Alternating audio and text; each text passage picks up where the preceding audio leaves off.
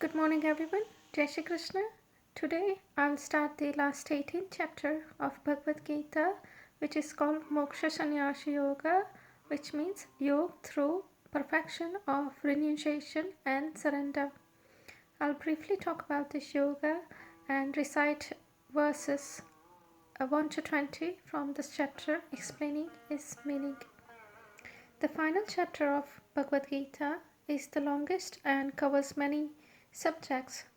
Arjuna initiates the topic of renunciation with a question about two commonly used Sanskrit words, which are Sanyasa, which means renunciation of actions, and Tyaga, which means renunciation of desires. Both words come from root words meaning to abandon. A sannyasi or a monk is one who does not participate in family life and withdraws from society to practice sadhana, the spiritual discipline. A tyagi is one who engages in activities but gives up selfish desire for enjoying the rewards of actions. Sri Krishna recommends the second kind of renunciation. He advises that sacrifice, charity, penance, and other acts of duty should never be renounced, for they purify even the wise. Rather, they should be performed as a matter of duty, simply because they ought to be done, without any attachment to the fruits of these actions.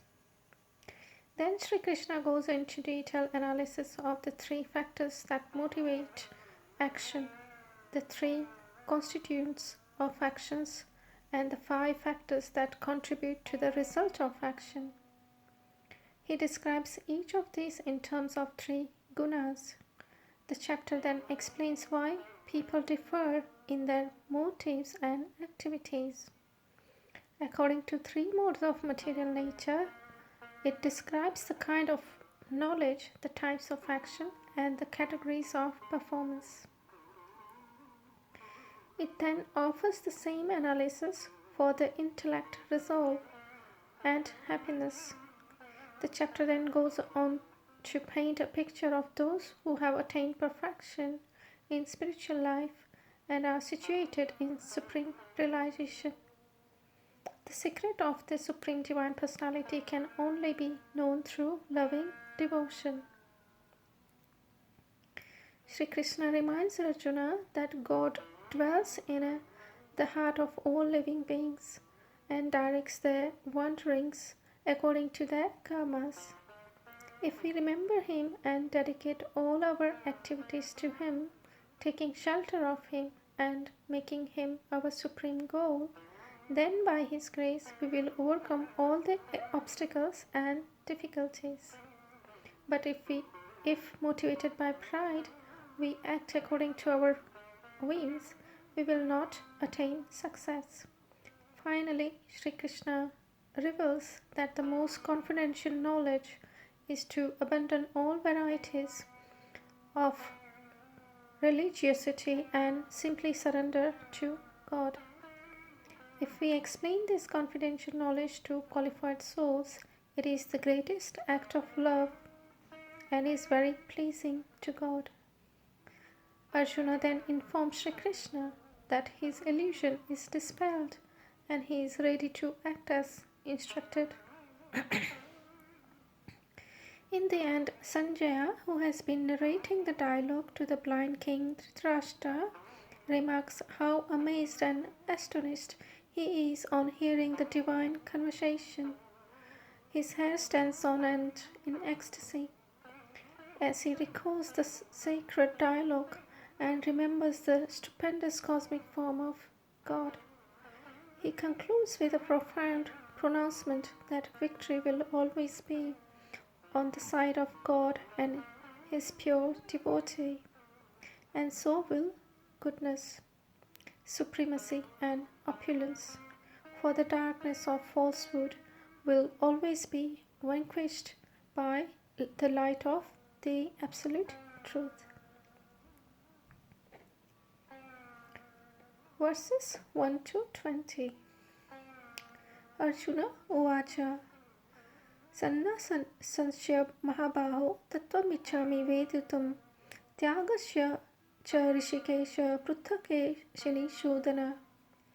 Shri Bhagwana Uvacha Kamyanam Karmanam Nyasham Sanyasam Kavayo Viduhu Sarva Karma Phalatyagam Prahustyagam Vichakshanaha. Tyajam dosha vadeityeke karma prahurmanishanaha yagnadana tapah karma na tyajam iti chapare. Nishchaya shrunu me tatra tyage parasattama tyago hi purushvyakra trividaha samprakirtitaha. Yagnadana tapah karma na tyajam karmaveva tata yagnodanam tapaschaiva pavanani manishinam. एतान्यपि तु कर्माणि संगतव्यक्ता फलानि च कर्तव्यानिति मे पार्थ निश्चितमतमुत्तम. निततस्य तु संन्यासः कर्मणो नोपपद्यते मोहात् तस्य परित्यागः स्तामसः परिकीर्तितः. दुःखमित्येव त्यक्कर्म कायक्लेशभयात् त्यजेत् स कृत्वा राजसं त्यागं नैव त्यागफलं लभेत. कार्यमित्येव यत् कर्म नियतं क्रियते अर्जुन संगं त्यक्त्वा फलं चैव स त्यागः सात्विको मतः. न द्रष्टेयं कुशलं कर्म कुशलेनानुपच्यते त्यागे सत्त्व समाविष्टो मेघाविच्छिन्न संशयः. न हि देहभृता शक्यं त्यक्तुं कर्माण्यशेषतः यस्तु कर्मफलत्यागी स त्यागीत्यभिधीयते. अनिष्टमिष्टं मिश्रं च त्रिविधं कर्मणः फलं भवव्यत्यागिनां प्रेतं न सन्न्यासिनां कञ्चित्. पश्चेतानि महाबाहो कारणानि निबोध मे शाङ्खं ये कृतान्ते प्रोक्तानि सिद्धये सर्वकरणाम्. अधिष्ठानं तथा कर्ता करणं च पृथग्विधं विविधाश्च पृथक्वेष्टा दैवं चैवात्र पश्चिमम्.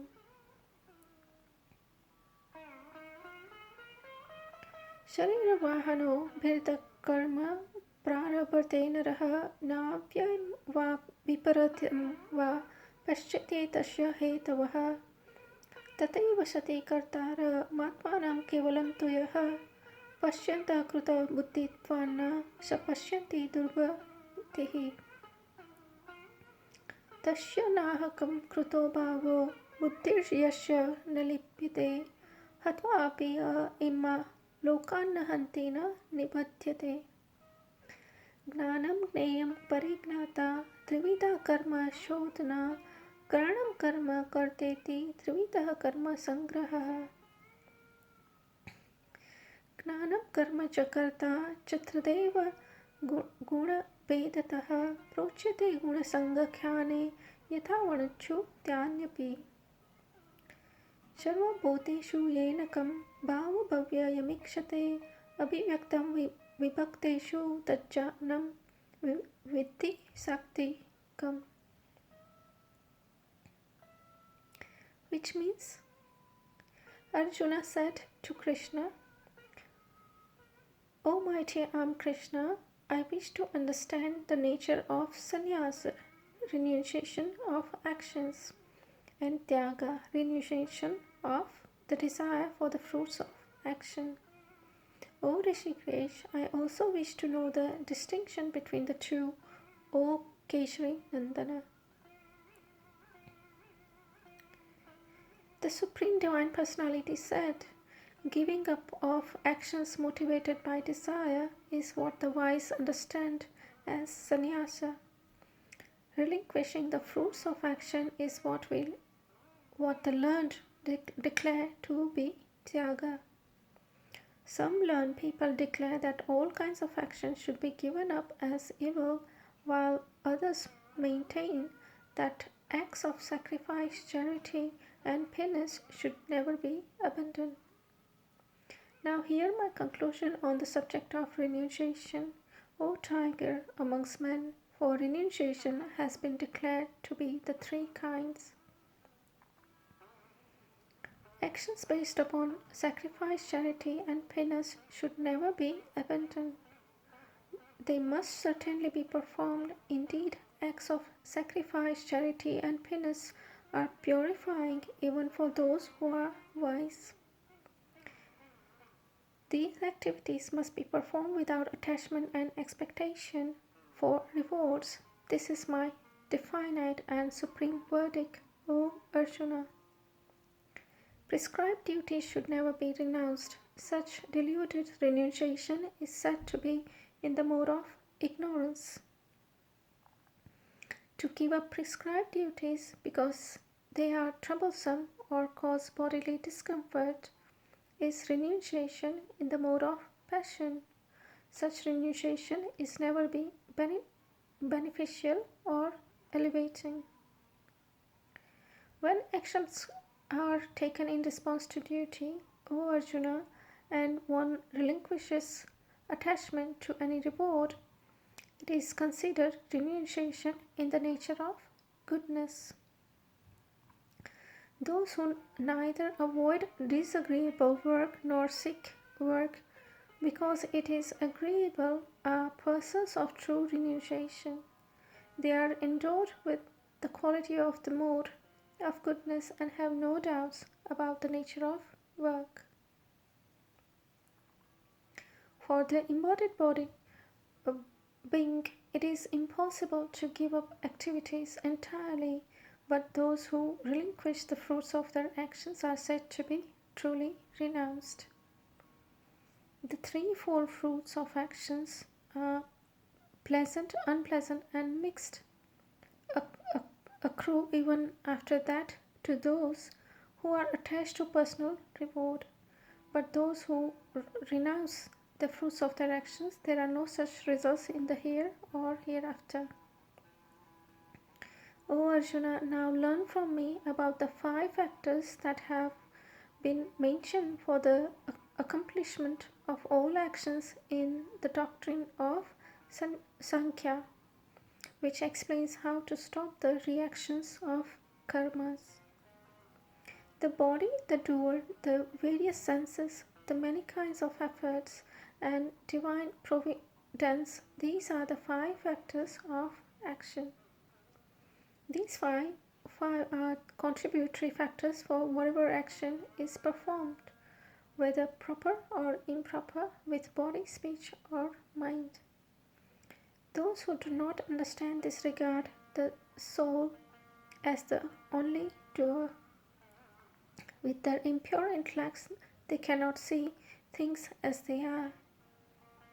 Those who are free from ego of being the doer and whose intellect is unattached, though they may slay living beings, they neither kill nor are they bound by actions.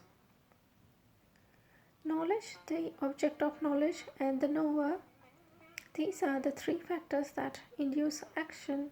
The instrument of action, the act itself, and the doer, these are the 3 constituents of actions. Knowledge, action, and the doer are declared to be the 3 kinds in the Sankhya philosophy, distinguished according to the 3 modes of material nature. Listen, and I will explain their distinctions to you. Understand that knowledge to be in the mode of goodness by which person sees one undivided, imperishable reality within all diverse living beings. अथ श्रीमद् भगवद गीता मोक्ष संन्यास अध्याय योगे विशन्ति श्लोकं संपूर्णम्. Namaste.